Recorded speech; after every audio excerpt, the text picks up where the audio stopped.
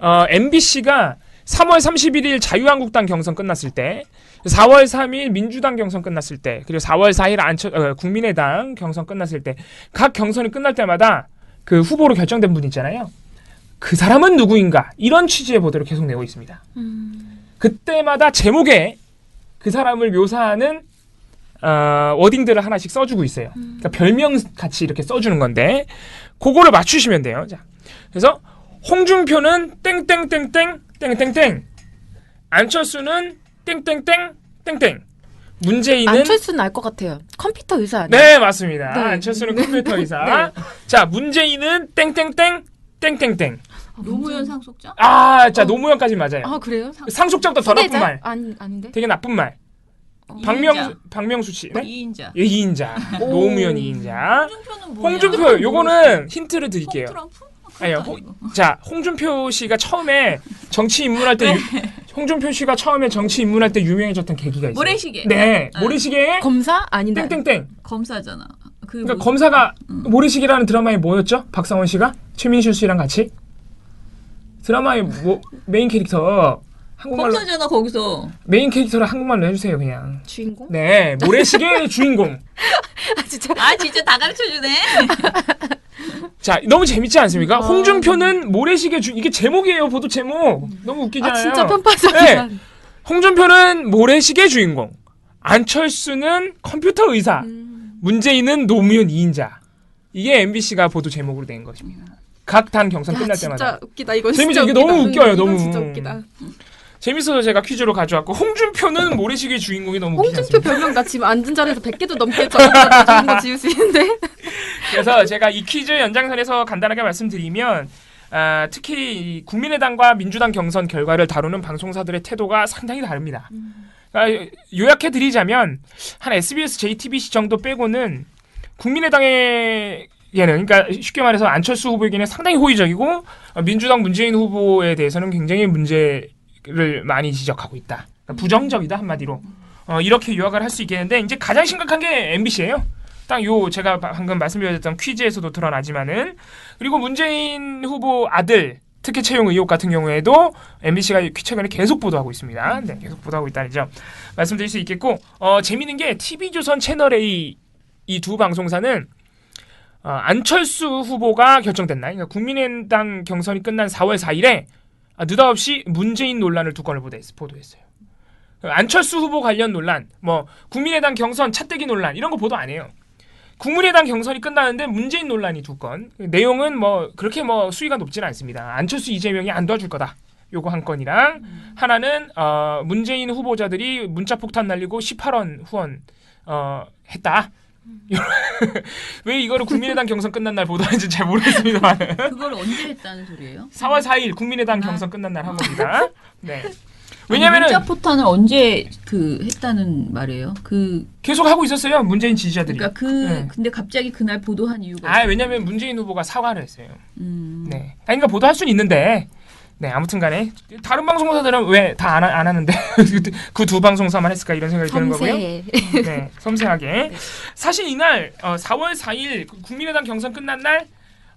MBC와 비교할 만큼의 편파적인 태도를 보인 게 요새 제가 잘 지적하지 않았던 MBN입니다.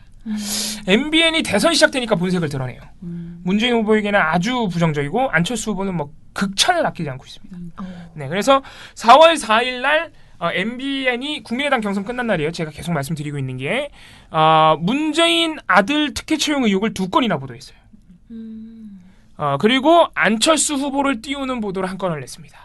그래서 문재인 아들 채용 의혹이 뭐냐면은 그동안 나온 의혹을 싹 정리해줘요. 4가지 주제별로. 자체 검증 네. 없나요? 사실관계나 문제의식 해명 안 붙여줍니다. 이게 MBC가 하던 짓인데 원래 MBN이 갑자기 한 거죠. 이게 문재인 아들 특혜 채용 의혹 보도하고 바로 옆에는 안철수 후보를 띄워주는 보도예요.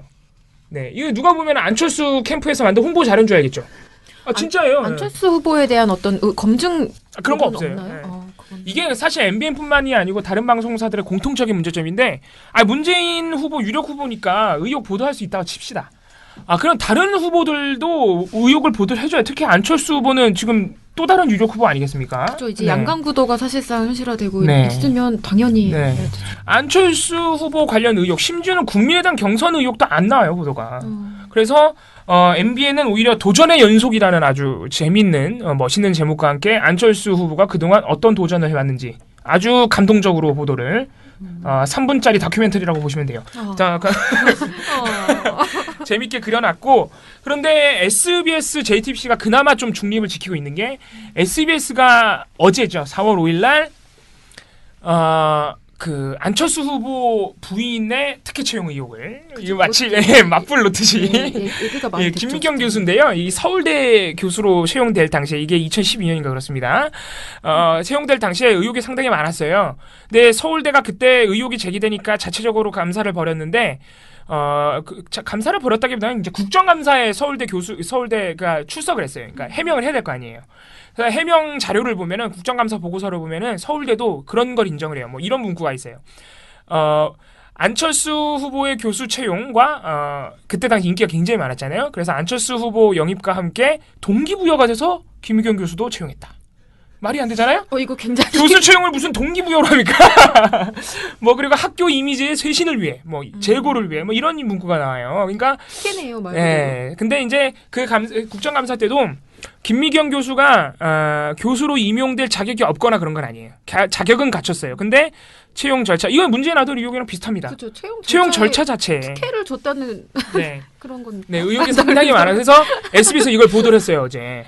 예, SBS가 요새 사실이라는 코너를 꾸며가지고 팩트체크를 하고 있는데, 문재인 아들 의혹을 보도를 안 한 것도 아니에요. SBS도 그동안 했습니다, 쭉. 제가 지금 한 16일부터 보도를 보고 있는데, 3월 16일. SBS가 2건인가 3건 했어요. 근데 이제 드디어 안철수도 양강구도에 이제 편입된 유력 후보니까 SBS가 딱 김미경 교수 의혹을 보도를 해준 겁니다. 다른 방송사들 보도가 안 나와요. 그러니까 이런 점에서는 상당히 지금 편파적인 행태가 계속되고 있다. 문재인 후보에 굉장히 부정적이다. 이렇게 요약해드릴 수 있겠습니다. 네, 방송은 오늘 여기까지입니다. 오, 상당히 깔끔하게 끝났는데요. 네. 어쩌면 좋아? 경제신문 좀 해보시죠. 네네네네. 사실 경제신문 그 보고서 같은 경우는 정말 처음부터 끝까지 단 하나를 얘기하고 있는 보고서였거든요. 여기서 퀴즈, 판을 준비하진 않았지만 경제신문의 대선 후보 공약 검증 보도는 결론이 뿅뿅뿅뿅이었다. 나 그것도 알아. 그 당연하시죠. 네 글자입니다. 네. 뿅뿅뿅뿅. 나 이거 이 보고서 봤는데 왜 그게 기억이 안 나지? 잠깐만요. 힌트는 발음이 어렵다. 포퓰리즘. 생각났다. 생각났다. 네, 이게 예를 들면 뭐 여러 가지 후보들의 공약이 나올 거 아니에요. 복지 공약도 있을 수 있고 대기업에 대한 어떤 규제를 하자는 공약도 있을 수 있고. 근데 이거에 대해서 뭔가 어쨌든 결론은 다 포퓰리즘이다. 네. 이거는 뭐 다 대중 영합적인 뭐 그런 거고 대기업을 옥죄려고 이렇게 하는 거다. 굉장히 경제에 악영향을 줄 것이다. 이게 경제신문들의 주요 논조였던 거예요. 근데 사실 요거는 조중동에서도 반복이 되는 것들이거든요. 네, 맞습니다. 그러니까 공약 검증이라고 대선 공약을 소개해주고 검증한다는 코너를 만들어서 얘기를 쭉 하는데 사실 이게 제대로 검증이 된 건지 좀 의문스러운 어떤 특정 여태까지 약간 친기업적인 그런 어떤 전문가들을 초빙을 해서 그 사람들의 목소리를 주로 전달하면서 얘기를 한다던가. 그러니까 말은 검증인데 답은 정해져 있는 거죠. 이미 포퓰리즘. 네. 이런 식으로. 근데 이거는 사실 앞으로도 계속 지속이 될 것 같아서 계속 좀 지켜봐야 될 문제인 것 같아요. 저희 그 지금 경제지 비평 기사를 이명재 자유언론실천재단 편집기획위원님이시죠? 네. 전 아시아 경제 논설위원이실 겁니다. 네. 이 선생님께서 써주고 계신데 내용이 상당히 좋습니다. 관심을 좀 가져주셨으면 좋겠고, 이게 이번에 나온 보고서랑 저번 주 나왔던 보고서랑 내용이 비슷해요. 네네. 그래서 이게 참 놀라운 게 경제지의 일관된 그 대선 딱 프레임이 뭐냐면은 한마디로 정치 혐오예요. 대선 주자들 공약 볼 거 없다예요. 방금 포퓰리즘도 나왔지만 아주 이게 노골적인데, 이것도 배낭 간사가 아까 얘기한 건데 구체적인 사례가 뭐냐면은 뭐 법인세 인상이나 아니면은 재벌의 범죄 행위에 대해서 강력히 처벌하겠다, 이런 이제 공약들이 나오잖아요, 사실은. 그런 공약들이 이제 뭐 기업을 옥죄고 똑같은 논리로 하면서 공약이 포퓰리즘이라고 하면서 누구를 인터뷰하냐면 한국상공회의소. 그렇죠. 네, 이런 분들, 그러니까 박용만 회장 아시죠? 네. 정말 답을 정해. 네, 이런 분들을 인터뷰해요. 말이 되냐고요. 기업의 대표한테 기업의 문제점을 물으면 뭐라고 하겠습니까? 뻔한 거죠. 그러니까 이런 말도 안 되는 논리가 경제지에서 지금 사실 대선 시작되고 계속되고 있는 모양입니다. 그래서 근데 아주 심각하죠. 사실 포퓰리즘이냐 아니냐를 이렇게 확인할 수 있는 선이라고 할 게 네. 명확하진 않잖아요. 네. 그러니까 어느 시점 그리고 또 하나의 그 보고서에서 나온 얘기 중에 하나는 포퓰리즘 일정 부분 포퓰리즘을 하면 안 되냐. 그러니까 우리 민주주의의 특성상 그렇죠. 네. 당연히 국민들이 많이 원하는 것들 그런 요구 사항들을 반영하는 것이 어떤 네. 정치인의 의무인 그러니까요. 것인데 네. 그 요구를 반영한 정책을 내놓은 거를 대중영합적이야라고 하면서 막 무작정 비판하는 네. 것이 올바른 것이냐라는 문제제기가 있었던 거죠. 근데 이것도 좋은 지적이네요. 이건 네. 굉장히 중요한 지적이라고 사실 생각합니다. 그러니까 포퓰리즘이 꼭 나쁜 거냐? 네, 이게 그렇죠. 완전히 나쁜 용어로 지금 대중의 그러니까 인식이 돼 있는데. 이거를 검증을 정말 네. 제대로 하고 싶다면 이런 요구가 분출된 대기업들에 대한 어떤 사람들의 분노가 있는 거잖아요. 네. 이런 요구가 분출된 배경에 대한 어떤 구조적인 문제점부터 짚고 가야 된다는 거죠. 근데 그런 거 없이 그럼에도 불구하고 경제가 살아나려면 대기업을 그렇게 하면 안 돼. 이 논리만 반복하는 건 네. 정말 명백히 문제적이라는 것이죠. 네. 저희 경제지 비평 포함해서 모든 저희 보고서 기사들 민원연 홈페이지 그리고 오마이뉴스 그리고 저희 페이스북에 통해서 다 보실 수 있습니다. 많은 관심 가져주시고요. 오늘 내용 다 내가 왜 진행을 하고 있지 갑자기? 제가 오늘 너무 다운돼서 제가 딴 거는 모르겠는데 지금 우리 보고서는 아니지만은 어저께 KBS 전국 언론 노조 KBS 본부에서 성명을 냈거든요. 근데 사실 지금 문재인 후보 아들 문제가 사실 굉장히 이번 대선에서 끝까지 물고 늘어질 네. 최악의 소재로 보여요. 그런데 저희가 지금 또 검증 얘기도 많이 하고 팩트 체크 얘기도 많이 하고 그러는데 제가 지난주인가 한번 팩트 체크 어떻게 할 것인가 뭐 이런 식의 토론회를 언론학회에서 하는 토론회를 갔었는데 거기에서 발제자께서 한 말 중에 굉장히 저에게 이렇게 딱 뭔가 때리는 것 같은 그런 느낌의 말이 있었는데 뭐냐면은 굉장히 악의적인 보도들도 대부분이 그래도 팩트는 맞잖아라고 말을 한다는 거예요. 그러니까 우리가 말할 때 마치 팩트 체크만 되면 뭐든지 다 괜찮다라고 생각하지만 얼마든지 팩트를 가지고 악의적이고 충분히 어떤 정치적인 편향성을 드러낼 수 있다. 그런 의미에서 팩트이면 다 된다라는 식의 그것도 사실은 적절한 언론의 행태는 아니다라고 이제 이야기를 하셨어요. 그런데 이제 토론 과정에서 굉장히 여러 가지 얘기들을 나오면서 특히 선거 과정에서의 팩트 체크를 빌미로 해서 계속 흑색선전식의 보도들이 이제 나올 것이라는 그런 우려가 있었는데 실제로 이게 바로 2주 전에 제가 토론회 갔다 온 이후에 계속 이게 쏟아져 나오는 거예요. 근데 대부분의 문 후보 아들 관련된 보도를 할 때는 팩트 체크를 하는 것인 양 그런 겉으로는 모양새는 검증 보도인 양 이렇게 이제 보도를 하고 있잖아요. 근데 이제 KBS 노조에서 발표했던 것은 뭐냐면은 2012년에 그러니까 이번 올해의 4월 3일, 4월 2일, 3월 27일, 3월 21일 4번 비슷비슷한 내용으로 문 후보 아들 의혹을 보도를 했다 KBS가. 근데 사실 우리 민원연 보고서에서는 KBS가 보도한 것은 그렇게 크게 문제로 지적하지 않을 정도로 굉장히 평범한 보도였던 거죠. 그게 사실 나쁜 보도죠. 근데 MBC에 묻혀가지고. 그러니까 내 말은 MBC나 TV조선 보도에 비하면은 얌전했다. 얌전한 거예요. 그냥 무난한 거예요. 네, 맞아요. 무난한 그런 보도였어요. 그런데 이제 노조에서 이제 주장한 것은 뭐냐면은 이 같은 폭로성 의혹 제기들을 그대로 전달하는 것은 왜냐하면 이거를 자유한국당이나 이런 타 당에서 네. 정치 공방 차원에서 네.